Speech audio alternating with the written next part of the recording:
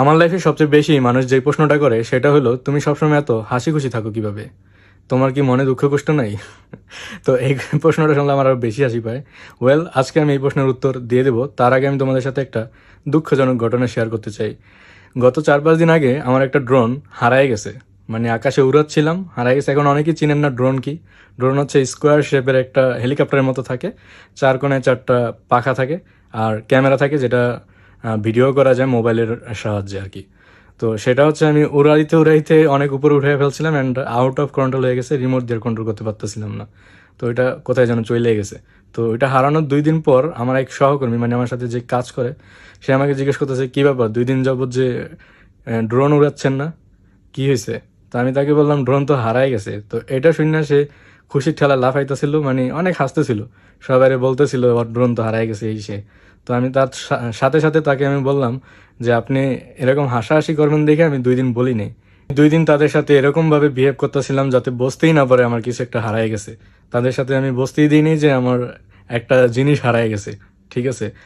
তো এটাই হচ্ছে মেন রিজন যে অনেকেই ইমোশন নিয়ে খেলা করে বা কষ্টের জিনিস দেখলে তারা হাসাহাসি করে। তো এটা লুকানোর জন্যই আমি হাসি খুশি থাকি, বা এটাই হচ্ছে মেন রিজন যে আমি কারোর সাথে আমার স্যাডনেস বা দুঃখজনক ঘটনা কারোর সাথে শেয়ার করি না।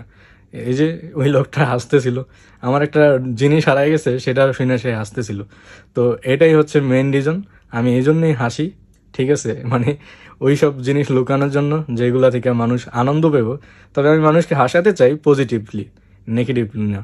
যেমন আমার একটা জিনিস হারিয়ে গেছে, এখন মানুষ হাসতেছে, বা আমি একটা কোনো বিষয় নিয়ে কষ্ট পেলাম, সেটা শোনার পর সে হাসতেছে। তো আমি ওইভাবে কাউরে হাসাতে চাই না। এই জন্য আমি কাউকে বুঝাইতেই চাই না যে আমি কষ্টে আছি বা কোনো সমস্যায় আছি, বা মানে আমার ভিতরে কোনো দুঃখ টুক্ষ আছে আর কি। তো দুঃখ নাই এটা তো হতেই পারে না, মানুষ বলতেই সবার দুঃখ কষ্ট থাকবে। যদি দুঃখ কষ্টই না থাকে মানুষ হইলো কিভাবে? আর আমার ফেসবুকের হিস্টোরিতে আমি একটা ড্রোন হিস্টোরি দিছি যেটার দাম প্রায় 4 লাখ টাকা। তো ওইটা দেখে অনেকেই ভাবতে পারেন যে তোমার আবার ড্রিম হইলো কিভাবে, যে এই ড্রোন আবার তোমার ড্রিম কেমনে হয়? তো আমি তোমাদেরকে আগেই বলতে চাই আমার ড্রোন আগেও ছিল, এখন ওইটা হারায় গেছে। এখন আমি অন্য একটা অর্ডার দিছি, ওইটা হয়তো কালকে বা পরশু চলেও আসবে। তো ড্রিম যেটা সেটা হচ্ছে আপনি যত উপরে নেন যত দূরে নেন কোনো ব্যাপার না, কিচ্ছু হবে না, হারাবে না। ওইটা প্রায় 41 কিলোমিটার মেবি উঠতে পারে, অনেক দূরে যেতে পারে।